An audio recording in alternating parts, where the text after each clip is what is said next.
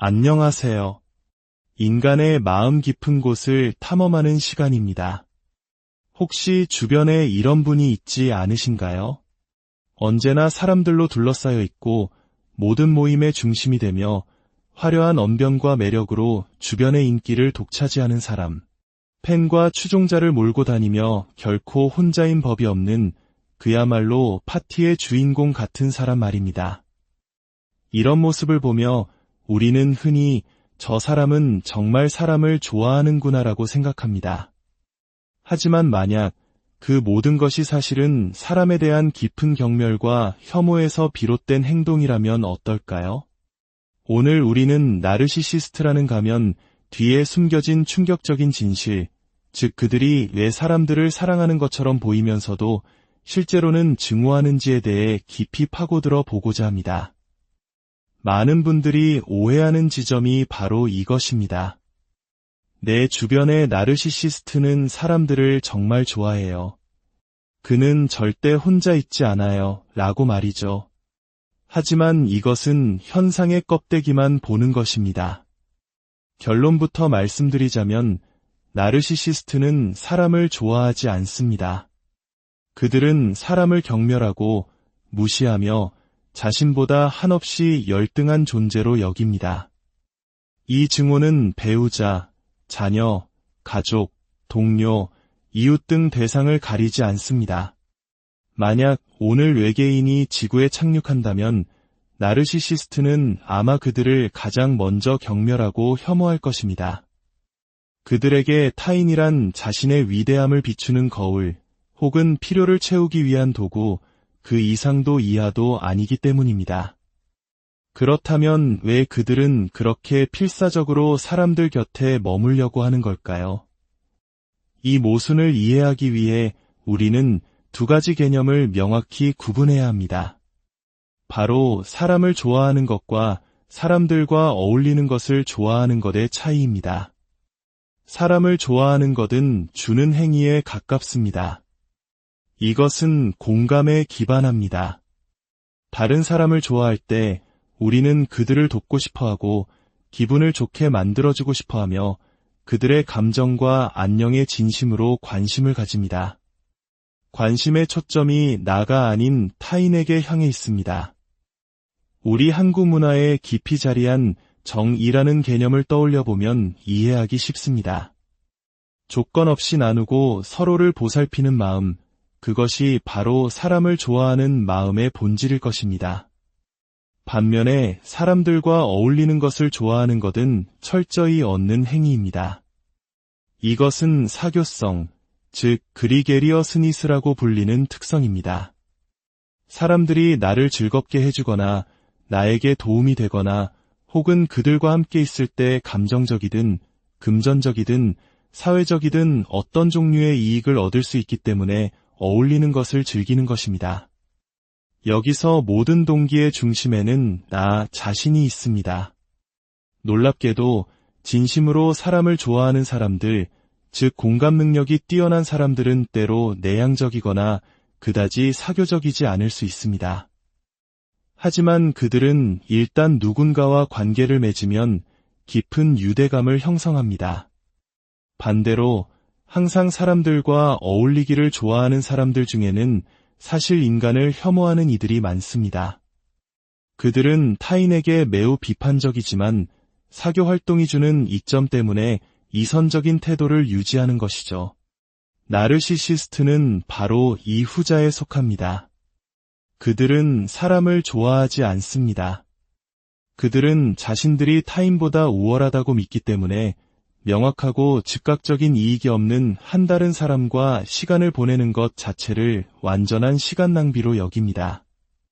그들에게 다른 사람이란 필요할 때 쓰고 무뎌지면 가차없이 버리는 일회용 면도날과 다르지 않습니다.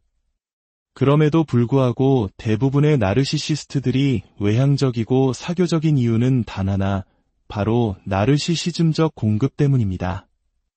나르시시스트는 타인의 관심, 칭찬, 찬양, 때로는 두려움과 복종을 연료 삼아 자신의 불안정한 자존감을 유지합니다. 마치 자동차가 기름 없이는 달릴 수 없듯이 그들은 이 공급 없이는 심리적으로 붕괴하고 맙니다. 그리고 이 연료를 얻을 수 있는 유일한 주유소가 바로 사람들입니다. 그렇기 때문에 그들은 사람들을 찾아다니고 사교 모임에 적극적으로 참여하고 공동체의 중심에 서려고 노력합니다. 하지만 그 목적은 관계 형성이 아니라 오직 자신에게 필요한 에너지를 추출하고 착취하기 위함입니다. 그들은 타인에게서 무언가를 얻는 것, 가져오는 것에만 집중합니다.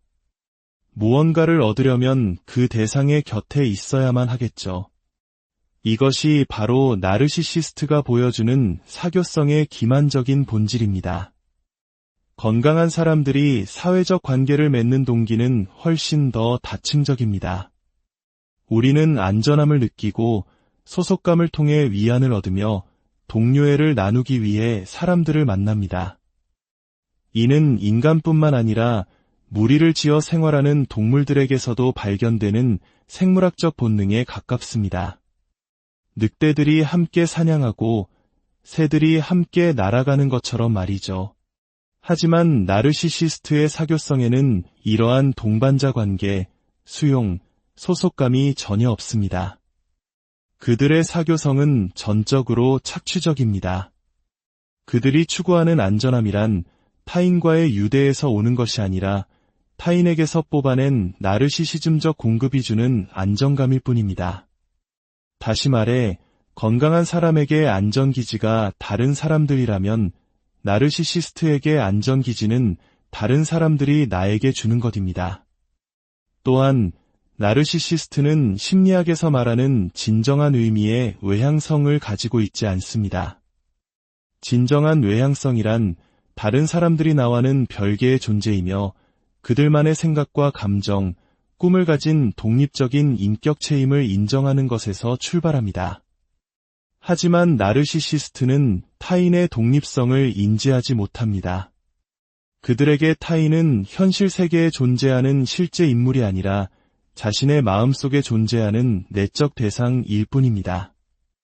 마치 연극 무대의 소품처럼 그들은 자신의 거대한 독백극을 위해 다른 사람들을 아바타나 아이콘처럼 활용합니다. 그래서 나르시시스트가 다른 사람과 대화할 때 그는 사실 상대방과 대화하는 것이 아니라 상대방의 모습을 투영한 자기 자신과 대화하고 있는 것입니다. 이것을 유아론적이라고 부릅니다. 성적인 관계에서도 마찬가지입니다. 그들은 상대방의 몸을 통해 자기 자신과 사랑을 나누는 일종의 자위 행위를 하는 것과 같습니다. 우리 사회, 특히 한국 사회는 우리라는 개념, 즉 집단에 대한 소속감을 매우 중요하게 여깁니다. 우리는 어떤 모임에 속하게 되면 자연스럽게 그 안의 구성원들에게 유대감과 충성심을 느끼고 우리 집단을 다른 집단보다 더 긍정적으로 평가하는 경향이 있습니다. 이것을 내 집단 편향이라고 부르며 이는 매우 자연스러운 인간의 심리입니다. 우리는 내가 속한 집단이 훌륭하다고 믿음으로써 그 집단의 일원인 나 자신 또한 훌륭하다고 느끼게 됩니다. 나르시시스트는 바로 이 지점을 교묘하게 파고듭니다. 그들은 마치 그 집단에 완전히 소속된 것처럼 행동하고 충성스러운 일원인 척 흉내냅니다. 그들은 뛰어난 관찰력으로 집단의 규칙과 분위기를 빠르게 파악하고 완벽하게 위장합니다. 하지만 그들의 마음속에는 어떠한 소속감이나 충성심도 없습니다. 그들은 집단 자체를 사랑하는 것이 아니라 그 집단이 제공하는 나르시시즘적 공급의 양과 질을 사랑할 뿐입니다. 만약 그 집단에서 더 이상 얻을 것이 없다고 판단되면 그들은 한치의 망설임도 없이 모든 것을 버리고 다음 먹잇감, 즉 새로운 공급원을 제공해줄 다른 집단으로 떠나버릴 것입니다. 그들에게 충성심, 의리, 신의와 같은 가치는 존재하지 않습니다.